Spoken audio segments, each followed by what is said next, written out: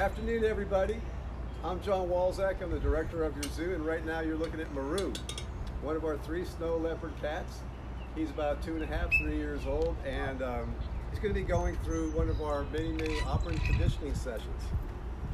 You'll see Angela here working with Maru, taking really good care of him. He's enjoying the passage that we built here in the Snow Leopard Pass, which gives them a lot of choice. The animals can decide where they want to be and where they want to be. So the exhibit's working out really great, and it's wonderful that you get to see him up close.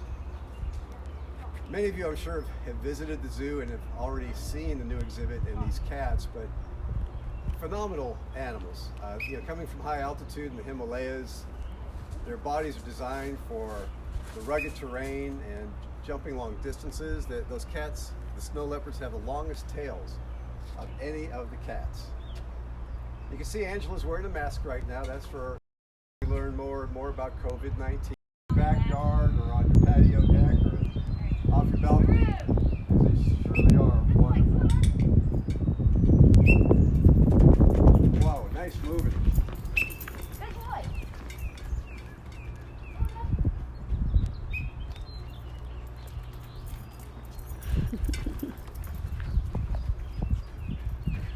As you see Maru move, remember that these cats are known to jump 30, 40, 50 feet up and down the Himalayas as they stalk their prey.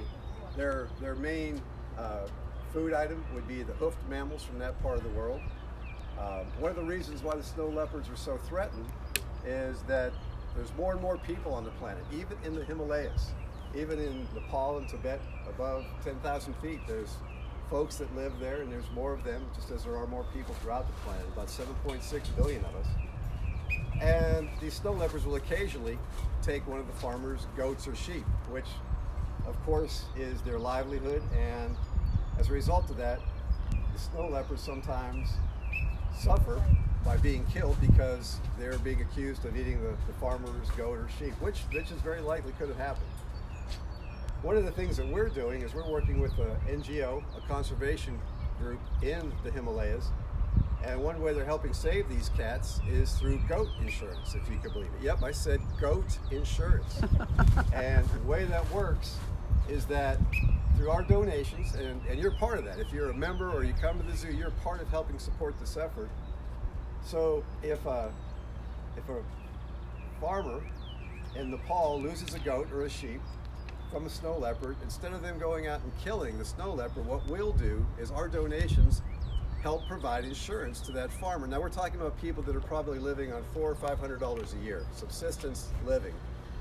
But what that money does is it'll pay that farmer the cost of the goat, so that they're able to still feed their families and run their range and take care of all of their needs through the dollars that you help us with every time you come to the zoo or you visit as a member.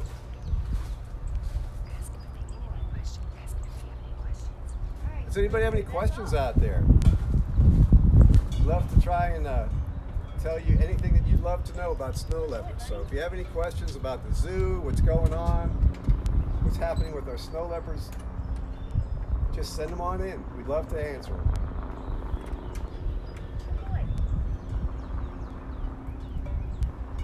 This exhibit opened just a little over a year ago. Actually opened on, I think it was March 6th of last year. And the cats have been doing really well. If you want to have a really special treat, come on out and see them anytime.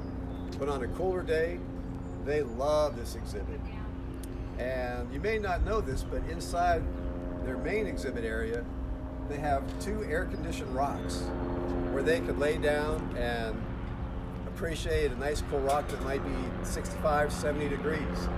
John, we've got some questions here. First question is, how long do they live in the remnant wild and in a zoo? Well, in the zoo, we extend every animal's lifespan anywhere from 10 to 50% of their normal lives. So a snow leopard is going to live, if they're fortunate in the remnant wild, they'll be lucky if they'll see their teens or their mid-teens. But in the zoo environment, we could get them upwards of 20 years of age. We see that with all of our bigger cats, with our lions and tigers. As the cats get older, they lose muscle mass, and their rear quarters, their rear legs, and then also in their front legs, which really inhibits their opportunity to be a predator, because they need those muscles to catch their dinner. So as they age, they start to lose that muscle mass, and that's why they're more susceptible in the remnant wild. They just can't hunt as well as they can. And of course, they're always facing the population growth, even in those incredibly remote areas. But in zoos, we've got a great medical staff. Matter of fact, we have with us here Dr. Giamasi, who's checking the cats and does a great job, along with Dr. Terbeast. You guys are the on. animals are in great shape. Hey, Dr. Giamasi, we do have a question for you about how we're keeping our big cats safe after the New York tiger. Yeah, that was, unprecedented. We're in unprecedented times, and we got news this weekend that a tiger at a accredited zoo in New York City tested positive for the novel coronavirus that causes COVID-19 in humans. And because of that, we're taking extra precautions with our cats. 40 to 22. Today with this news, where our cat keepers, who are, if they're working within 6 feet of the cats, or are handling their food or enrichment items, bowls, etc., they wear masks and do extra hand washing. That's beyond the precautions we've already been doing, which is, obviously checking your temperature before you come to work, not working sick, frequent hand washing, social distancing, all those things that our local, state, and federal governments recommended. Hey, John, we have a question about how they handle hot summers, and are they, given that they're used to cooler climates, and how, what do they eat? Well, they're carnivores, and most of their diet in the remnant wild would be the hoofed creatures of that part of the world, the small deer. As far as how they handle the heat in the Ohio Valley, now granted we'll get 95-degree days here, which they don't experience in the Himalayas, but they will experience temperatures that might be in the high 70s in that part of the world. So they're not totally unfamiliar with those temperatures. But their night housing is air conditioned, so when they go to bed at night, they have the comforts of air conditioning. And we do have air conditioned areas in the exhibit. Some of the rocks, the rock cave and the ledge at the upper level viewing, both have chilled rocks. So if it's 95 degrees outside, those ledges will be much cooler. The ledge on top is good at getting down to 70s, low 70s. The cave stays a little bit warmer, but we're working on that too, to try and get that down to the high 60s, low 70s, so that we provide them opportunities to get cool. Plus the animals here at the zoo, we rotate them. So the animals all have different opportunities to come out on exhibit and go back into their night quarters. And on a really hot day, we'll give them access so that they can go in and cool off whenever they need to. I have a question about whether we expect babies born in the future. Both of our cats, Maru and Cece, are very high on the list for reproduction. We cooperate with all of the accredited zoos in the AZA, and it's a global organization. Now, most of our focus, of course, is in North America and in the United States.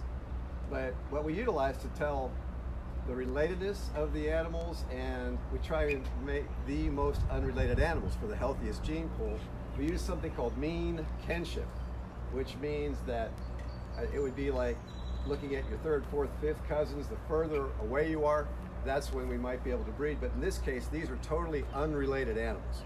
So we always try and go for totally unrelated, but if we have to go back with other species, we always look for the most very distant, as I was saying, fifth or sixth or seventh cousin.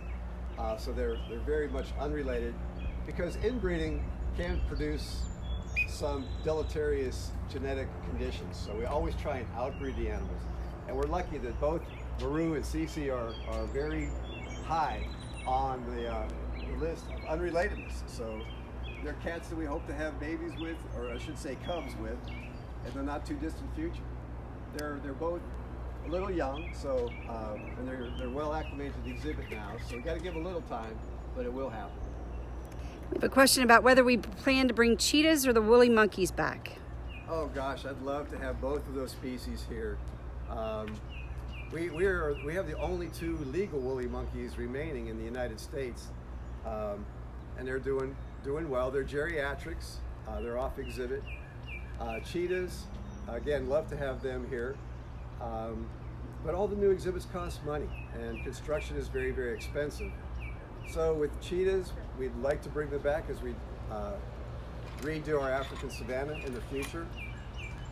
But exhibits, as I mentioned, are expensive. With what we're looking at here, with the Snow Leopard Pass, with the classroom and the restrooms and the overlook and everything that we have here, which is a lot more than just the exhibit, was a total of about a $6 million cost.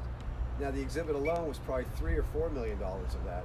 So to do cheetahs, even to do a cheetah run, what's really important is you have to have lots of bedrooms and lots of areas off exhibit so that the cheetahs have lots of choices and lots of space.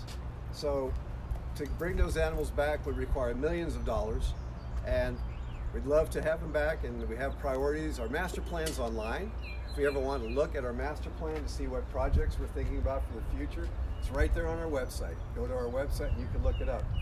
So cheetahs are definitely on our future plans list. Regrettably, woolly monkeys, with us having the only 2 left in North America, there's not a population in the United States to sustain them. We actually had the largest group here back in 1993, and Louisville was chosen as the study area for woolly monkeys because we had the most success of any zoo in the United States in maintaining and breeding them. Woolly monkeys are one of the species of primates that suffer hypertension that's documented. Of course, the others are gorillas and human beings. And there's other animals where hypertension can exist, but to be documented as a species, those are the ones. Our 2 males that are here, one of our objectives back in 1993 was decided Louisville would have all the woolly monkeys from the United States, and we were trying to keep them alive as long as we could. And now we're meeting and exceeding their wildlife time. So they're doing really well, and we figured out a lot of the husbandry, but now we're kind of starting from ground zero, and it would take lots of money to get woolly monkeys established in several zoos around the country, which is what's necessary to have a sustainable population. I'm sorry if I'm yelling, but I'm competing against a helicopter, so pardon my loud voice. Got a couple folks asking how many snow leopards we have. We have 3. We have Peru, who you see, and Nisi, and did I say Cece or Nisi? It's Nisi. Nisi. I might have said Cece earlier. I'm sorry, it's Nisi. And Kim T. We have 3. Nisi is our female, and of course Maru and Kim T are males. I'm sorry, Nisi, if I called you Cece earlier.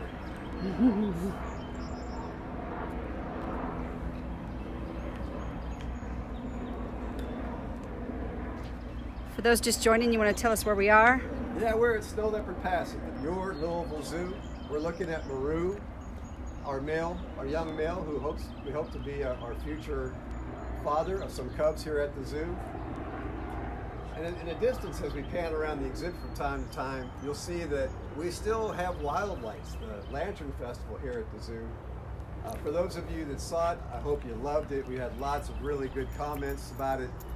For those of you that missed it, we're going to try and extend it, and hopefully we'll get over this COVID-19 situation, and you will be able to come out and enjoy it. But it was a beautiful, beautiful exhibit that we'll try and keep here as long as we can, with hopes that the zoo can reopen and you'll get to enjoy it. We'll work on bringing it back next year for sure, because when it's dark and these luminaries are all lit up, it's absolutely incredible. These are made out of silk. There's 65 displays, Kyle, and over 50,000 LED bulbs. Oh, 50,000 LED bulbs. I think 4,500 individual sculptures. So you might see a lily pad, 1 frog, but then there's another over 4,000 other of them throughout the park. So for those just joining us, we saw him scratching his feet earlier, and so we have a question about why he's scratching his feet. Oh, his rear legs? Yeah. Well, that's part of what they do when they eliminate, or they spray, or they go to the bathroom.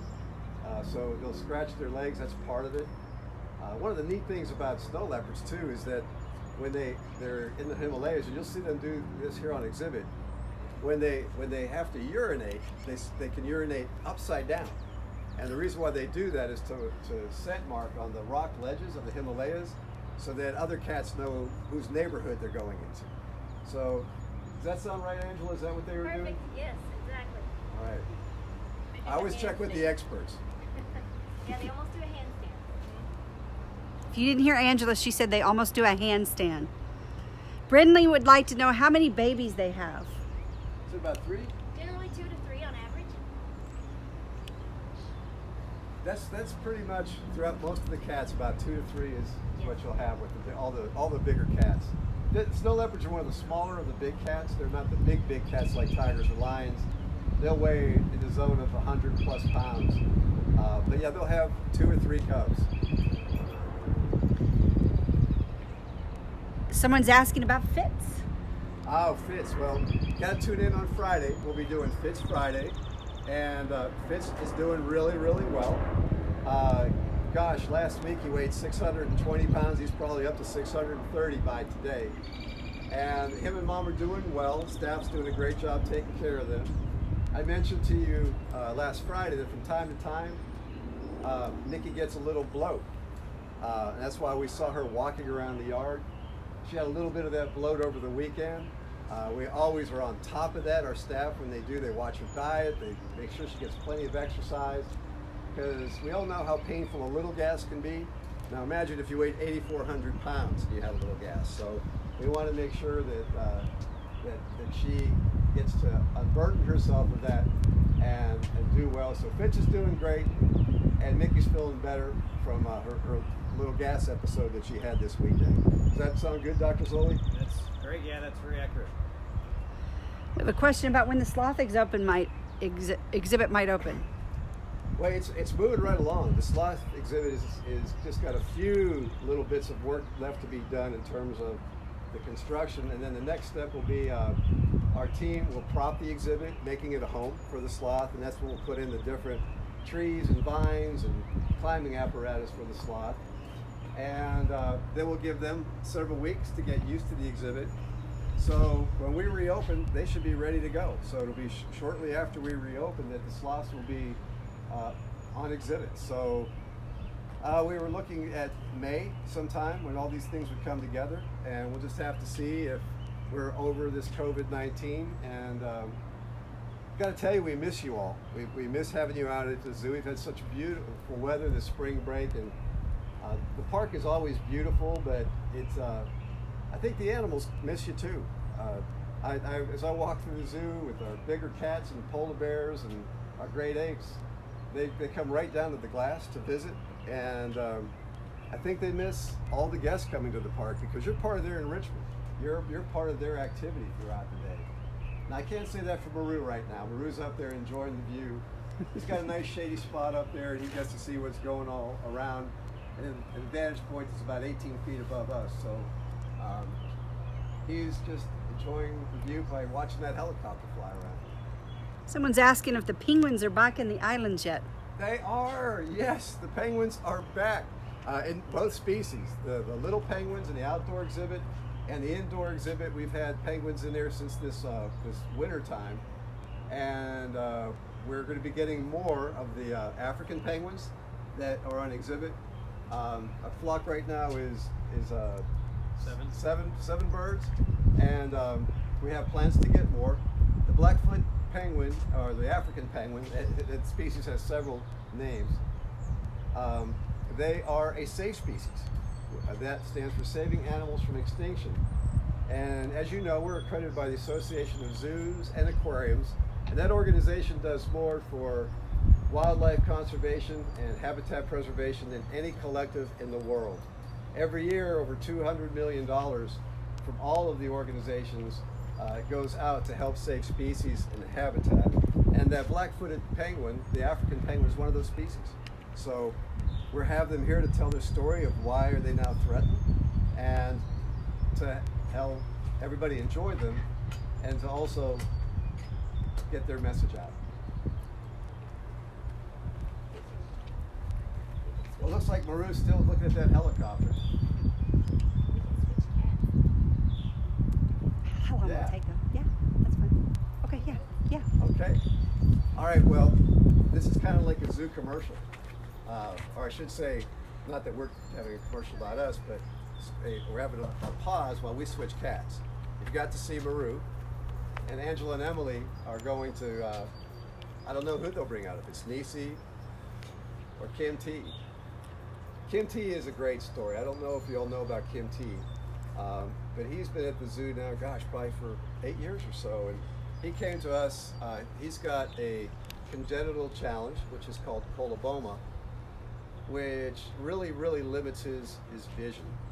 I would say if you had to take a guess that his vision is probably 5 to 10% of normal. Now snow leopards have really, overall, snow leopards have great vision, but with Kim T's challenge, he has very limited vision. It's actually, if you look at his eyes, you can see that his eye sockets are developed a little bit smaller, and even with a little bit of surgery to enlarge them that he had years ago, they're still quite noticeable.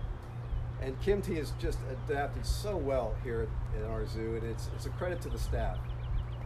They did an amazing job when he came here. You can imagine coming to a new home and not being able to see very well at all, coming to a strange place, and the amount of insecurity that could come with that. Well, the team just totally embraced Kim T, and they've grown him, they've increased his security, and now it's wonderful. We see one of our keepers from time to time. They retired a few years back, and when he's here at Kim T season, Kim T just races around the exhibit because he loves Sam, and Sam was so critical to his adaptation and success here in Louisville. And while I'm talking about this area, let me just give a shout out to all of our team here at the zoo. These are great folks. They're selfless, they're dedicated, they are here 24 hours a day, 7 days a week, changing schedules, doing whatever it takes to take great care of these animals. And I just can't thank them enough. There's so many heroics going on throughout our world today. Our healthcare providers, our leaders, our first responders, our food chain supply providers and clerks. Can't thank you all enough, but I just got to tell you, our zookeeper's right up there. You might remember, those of you that have been in Louisville since the 90s, we had a great snow in 1994, the famous snowfall. And the town was pretty much shut down. You could stand in the middle of Bardstown Road and wouldn't see a vehicle at all. But that first day, we had 11 people show up to work, 11 people. One of our curators actually walked in from J-Town to the zoo. He walked in about 9 miles to get here to take care of animals. So we had people walking in from 2 miles away and 3 miles away and 9 miles away, all to take great care of the animals. This looks like Nisi, am I right? Yeah, it is Nisi. Sorry about calling you Cece a minute ago, Nisi. Why don't you talk about where we are, just to re-rack a little bit for those just joining us. Snow Leopard Pass. It's in the southeast corner of the zoo. And we're looking at Nisi, one of our 3 snow leopards. This is our female. We have 2 boys and a girl. Nisi has just been brought out to the passage. This passage, our dream is to do passages like this throughout the zoo for all of the species, so that they have more and more opportunities for choice and enrichment, going where they want to go, when they want to go there. And Nisi right now is exploring that. You can see she's entering a shaded spot, which they really like when it gets warmer and sunnier like today. Beautiful day today, by the way. It's about 72 degrees out here. Beautiful. If you have any questions about the snow leopards or about anything going on here at the zoo, just send them on in. We'd love to try and answer your questions, and if we can't answer them, we'll look it up and get back to you later. For those of you that might just join us, you notice Angela, who was working with Nisi, she's wearing a face mask, and this is one of the precautions we're taking. You may have heard at an accredited zoo in New York City that one of their Malayan tigers has the COVID-19. So we're learning more and more about this virus every day and how it can be transferred from person to person, or in this case, species to species. So there'll be a lot to be learned from what we hear in New York City, but we've already instituted changes with how we work with our cats, and all of our cat keepers will be wearing face masks when they're in close proximity to our big cats.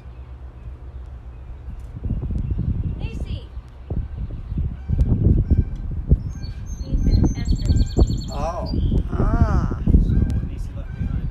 Flame in response.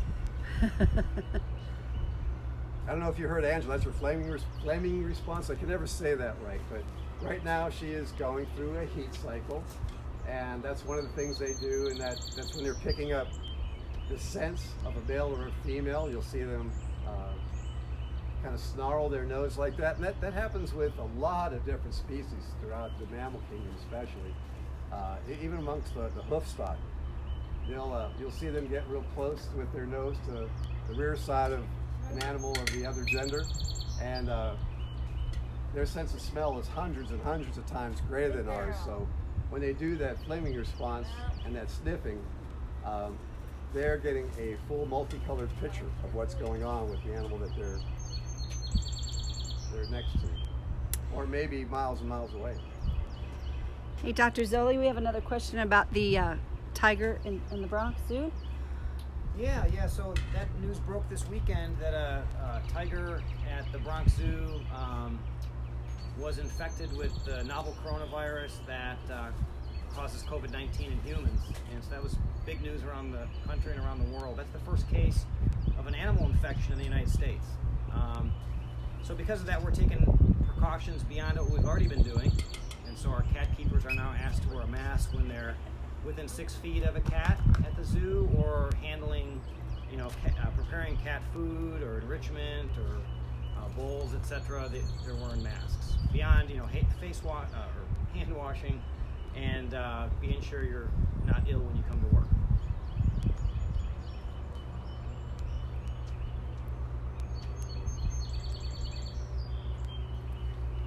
As we get closer to saying goodbye, just want to remind everybody, like you see us here, please practice social distancing.